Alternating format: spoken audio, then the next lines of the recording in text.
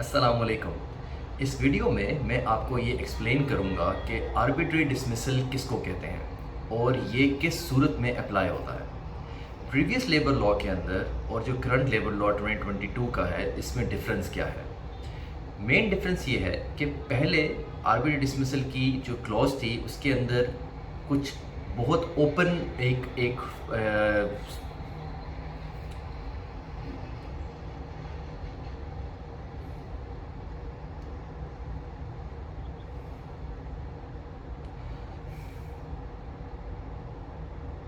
अस्सलाम वालेकुम। इस वीडियो में मैं आपको एक्सप्लेन करूंगा आर्बिट्री डिसमिसल किसको कहते हैं और वो कब अप्लाई होता है, प्रीवियस लेबर लॉ में क्या था और करंट लेबर लॉ में वो कैसे उसको डिफ़ाइन किया गया है। प्रीवियस लेबर लॉ के अंदर आर्बिट्री डिसमिसल होता था जब अगर एम्प्लॉई लेबर अपने एम्प्लॉयर के अगेंस्ट कोई भी कोर्ट में केस करता है और उसको उस बेस पे टर्मिनेट किया जाता था।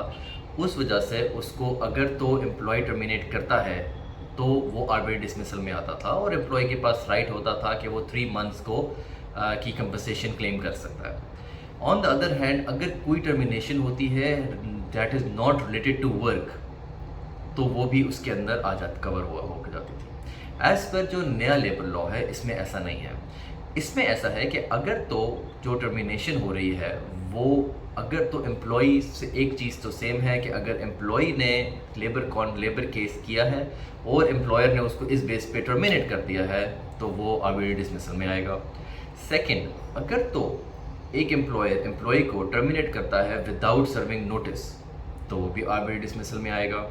अगर एम्प्लॉयर एम्प्लॉई को टर्मिनेट करता है without any legitimate reason, like अगर तो एक एम्प्लॉई ने कोई बहुत बड़ा मिसकंडक्ट किया है तो उस पर अगर वो टर्मिनेशन हो रही है तो that is a legitimate reason. अगर एम्प्लॉई ने सपोज 7 डेज़ के लिए वो अवेलेबल नहीं है या without seeking his approval written approval from the superiors वो छुट्टियां कर रहा है तो भी वो आर्बिट्री डिसमिसल में नहीं आएगा। अगर उस पर टर्मिनेशन हो रही है तो वो एक लेजिटिमेट रीज़न हो जाएगा।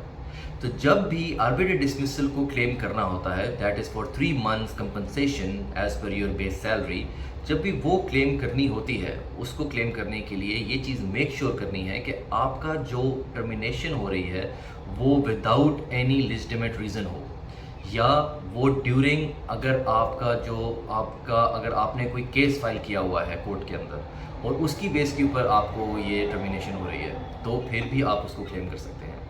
ये चीज़ दोनों के लिए है, एम्प्लॉयर्स के लिए भी है और एम्प्लॉयज़ के लिए भी है। दोनों को ये बात समझनी चाहिए कि जो भी आप काम करेंगे, जब भी टर्मिनेशन होगी या रिज़ाइन होगा या कोई भी ऐसी कम्युनिकेशन होगी between employer and employee, that have to be through a recorded channel, have to be उसको ईमेल के थ्रू करना है।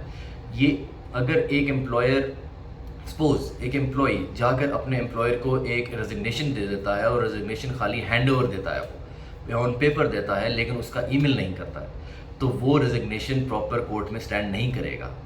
सेम ऐसा ही अगर एक टर्मिनेशन लेटर दिया जाता है जो कि इन हैंड दिया जाता है और उसका कोई प्रूफ नहीं है तो वो टर्मिनेशन भी स्टैंड नहीं करेगा। इसलिए कोई भी काम जब भी आप कर रहे होंगे in company, because it's a company, this is business, तो जब भी आप कुछ भी करेंगे तो मेक श्योर कि वो रिकॉर्डेड तरीके से हो, वो ऑन रिकॉर्ड हो, वो बाय ईमेल हो, इंटरनल ईमेल हो, और जब भी हो उसमें आपका वर्क एंड पर्सनल ईमेल दोनों उसमें कॉपी हुआ हो। I hope this will help you out and it have clarified few of your concerns. Thank you so much. Please follow my channel and if you have any concerns, put your comments and I will try my level best to respond. Thank you so much. Assalamu alaikum warahmatullah.